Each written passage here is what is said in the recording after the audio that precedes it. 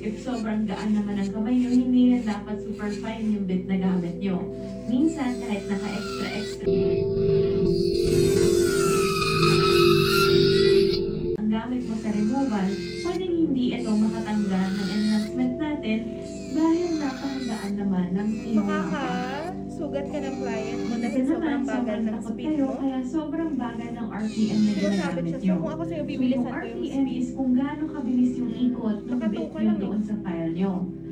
Minsan, mapapansin nyo na parang sumasabit ito. Manual yan eh. So, pag sumabit siya, ibig sabihin masyadong mabagal yung RPM nyo doon sa e-file ninyo or masyadong mabigat yung kamay ninyo. Mas So, madali. if nangyari yun, kailangan bilisan nyo ng Pero konti control, yung speed ha, or kasi daanan nyo ng konti yung kamay Pag nyo. buko ng client Pero mo. mas madalas is masyadong mabagal talaga yung speed nyo.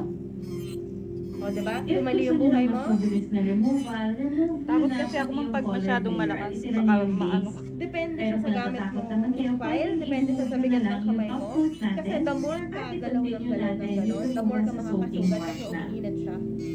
Yun yung rin tatandaan pag nagpa-file kayo, dapat nakahiga yung bit ninyo at hindi siya naka-point down.